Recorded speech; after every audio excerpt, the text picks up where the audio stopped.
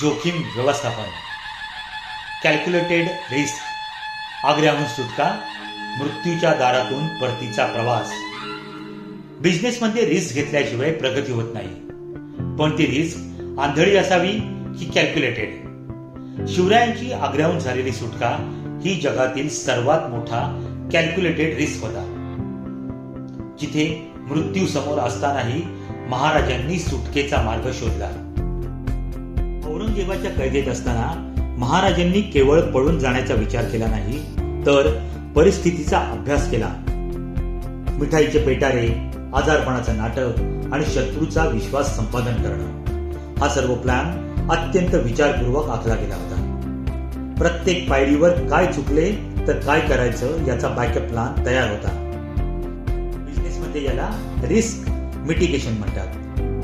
नवीन मार्केटमध्ये उतरताना किंवा मोठी गुंतवणूक करताना सर्व धोक्यांची यादी करा, म्हणजेच पोटेन्शियल रिस्क.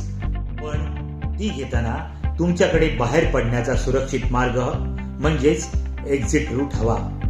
नियोजन शून्य असेल तर ती रिस्क नसून आत्महत्या ठरते. मॅनेजमेंट लेसन, जोखीम टाळणं म्हणजे प्रगती थांबवणं, पण जोखीम घेण्यापूर्वी केलेली होमवर्क तुम्हाला संकटातून सुखरूप बाहेर काढते. ध्येय गाठण्यासाठी धाडस आणि नियोजन यांचा समतोल राखा. तुम्ही तुमच्या बिझनेसमध्ये घेतलेली सर्वात मोठी रिस्क कोणती, कॅल्क्युलेटेड रिस्क कोणती, कमेंटमध्ये नक्की सांगा.